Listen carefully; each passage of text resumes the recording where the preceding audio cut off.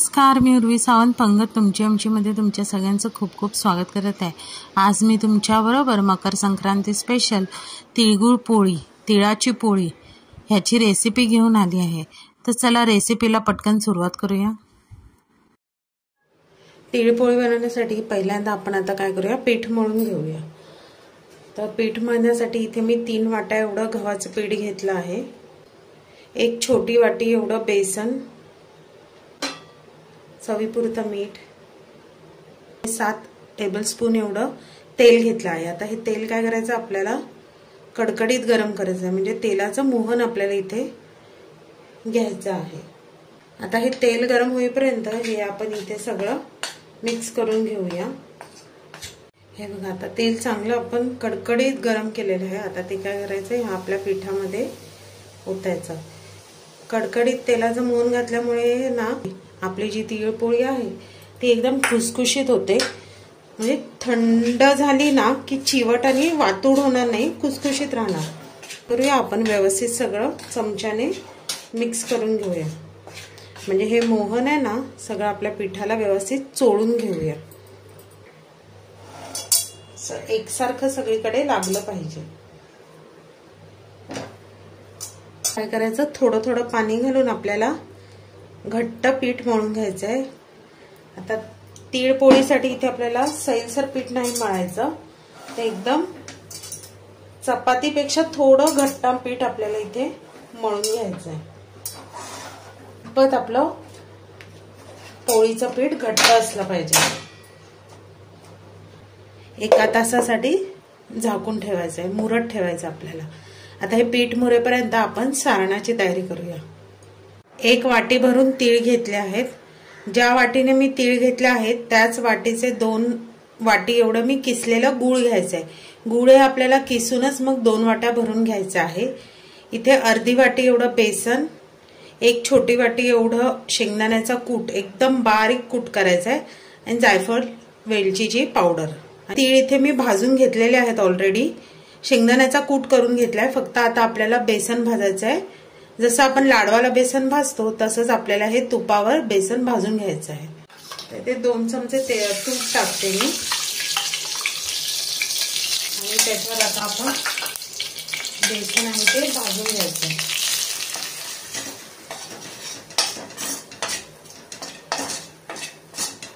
जसं आपण लाडवाला बेसन भाजतो तसंच आपल्याला हे इथेही बेसन खरपूस भाजून घ्यायचं आहे। हे बघा, बेसन आता आपलं मस्त असं खरपूस भाजून झाले। आता काय करायचं, हे बेसन पूर्ण थंड व्हायला द्यायचं, आणि मग ह्याच्यात आपण आता नंतर बाकीचे पदार्थ एक एक करून ऍड करायचं। एकदम थंड झालेलं आहे। आता त्याच्यात काय करायचं, आपण शेंगदाण्याचा कूट, तीळ, चिरलेला गूळ, वेलची पावडर, ही सगळी काय करायची, मिक्स करून घ्यायची।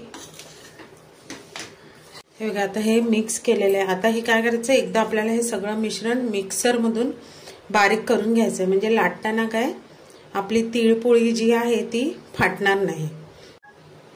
हे बघा, हे आता असं मस्त मिक्सरला बारीक करून झालं। आता काय करायचं, हाताने आपण ह्याचा एकत्र असा एक गोळा बनवून, असा गोळा झाला पाहिजे।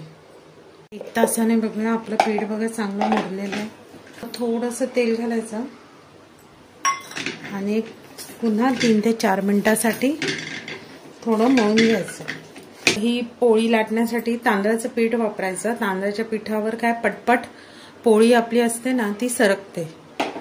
आता पोळी लाटताना पिठाचा गोळा मोठा आणि त्यापेक्षा निम्मा हा पुरणाचा गोळा असला पाहिजे।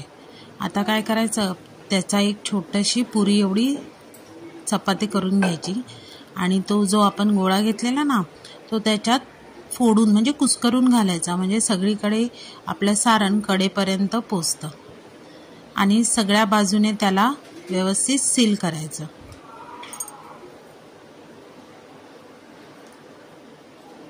आता काय करायचं, हलक्या हाताने वरती प्रेशर द्यायचं, आणि हे दोन्ही हाताच्या मध्ये घेऊन आपण ती पोळी व्यवस्थित दाबायची, म्हणजे कसं आतमधलं पुरण कडेपर्यंत पसरतं। आता हलक्या हाताने तुम्हाला जमेल तेवढी पातळ ही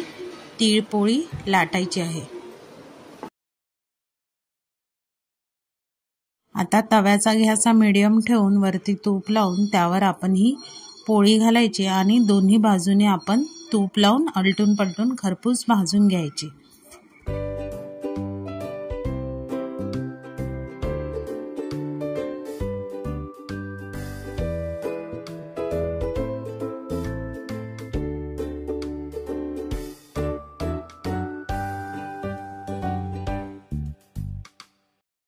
अशी दोन्ही साईडने बघा मस्त अगदी खरपूस भाजलेली आहे।